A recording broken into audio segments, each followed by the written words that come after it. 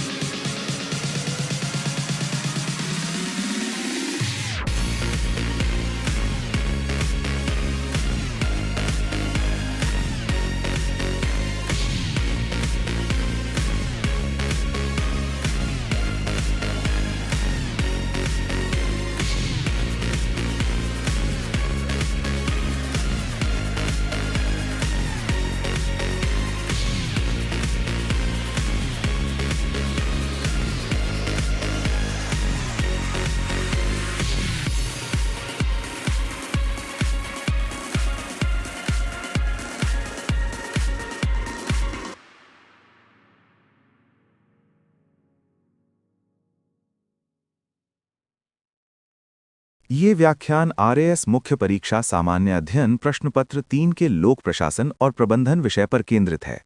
इसमें अवधारणाओं, सिद्धांतों और राजस्थान के विशेष संदर्भ को समाहित किया गया है। लोक प्रशासन, अवधारणा, सिद्धांत एवं राजस्थान का प्रशासनिक परिदृश्य। लोक प्रशासन का सामान्य अर्थ सार्वजनिक नीति का क्रियान्वयन है। वुडरो विल्सन को लोक प्रशासन का जनक माना जाता है, जिन्होंने राजनीति और प्रशासन के अलगाव, डाइकोटमी पर बल दिया। उनके अनुसार राजनीति का काम नीतियां बनाना है, जबकि प्रशासन का काम उन्हें कुशलतापूर्वक लागू करना है। समय के साथ लोक प्रशासन नियामक, कानून व्यवस्था से कल्याणकारी जनसेवा की ओर बढ़ा है। 1968 के मिन्नोब्रुक सम्मेलन से नवीन लोक प्रशासन एनपीए का जन्म हुआ, जिसने मूल्यों, सामाजिक समता और परिवर्तन को केंद्र में रखा।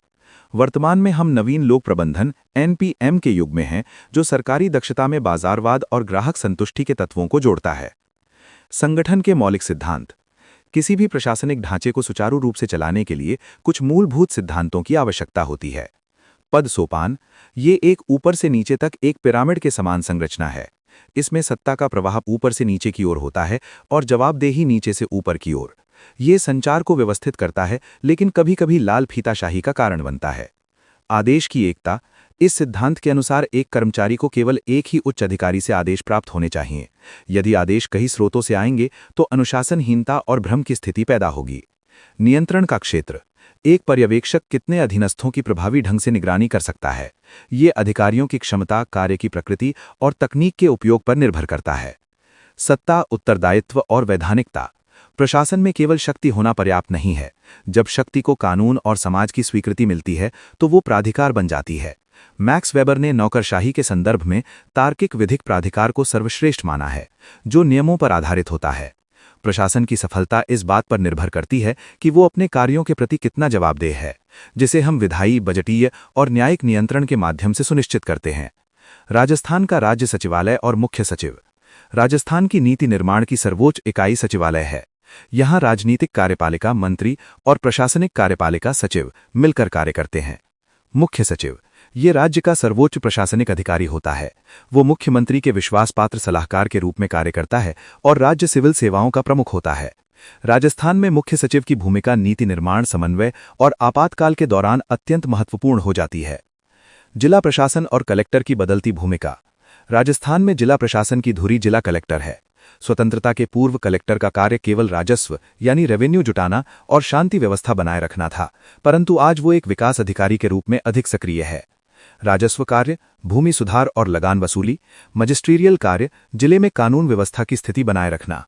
समन्वय, जिले के विभिन्न विभागों, स्वास्थ्य, शिक्षा, कृषि के बीच पुल का कार्य करना। आपदा प्रबंधन, बाढ़, अकाल या महामारी के समय जिले का नेतृत्व करना। सुशासन और नवाचार, गुड गवर्नेंस। सुशासन का अर्थ है प्रशासन का पारदर्शी, उत्तरदायी और सहभागी होना। राजस्थान ने इस दिशा में कई मील के पत्थर स्थापित किए हैं। ई गवर्नेंस, जन सूचना पोर्टल और संपर्क पोर्टल के माध्यम से जनता और प्रशासन के बीच की दूरी कम हुई है। विधिक अधिकार, लोक सेवा गारंटी अधिनियम 2011 और सुनवाई का अधिकार 2012 ने नागरिकों को सशक्त बनाया है।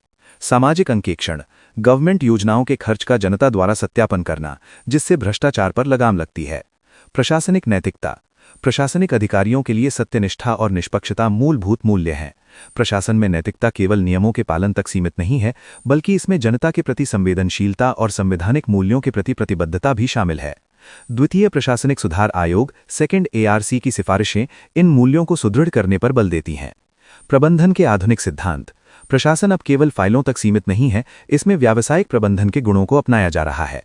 प्रबंधन के कार्य POSDCORB यानी योजना बनाना, संगठन करना, नियुक्तियां करना, निर्देशन, समन्वय, रिपोर्टिंग और बजट बनाना आज भी उतने ही प्रासंगिक हैं जितने लूथर गुलिक के समय में थे। आधुनिक दौर में तनाव प्रबंधन और परिवर्तन प्रबंधन भी अधिकारियों के लिए अनिवार्य कौशल बन गए हैं। ये व्याख्यान लोक प्रशासन के सैद्धांतिक पक्ष और राजस्थान की व्यावहारिक प्रशासनिक व्यवस्था के बीच एक सेतु का कार्य करता है। परीक्षा की दृष्टि से इन अवधारणाओं को वर्तमान सरकारी योजनाओं जैसे जन आधार, मुख्यमंत्री आयुष्मान आरोग्य योजना के साथ जोड़कर पढ़ना लाभदायक सिद्ध होगा।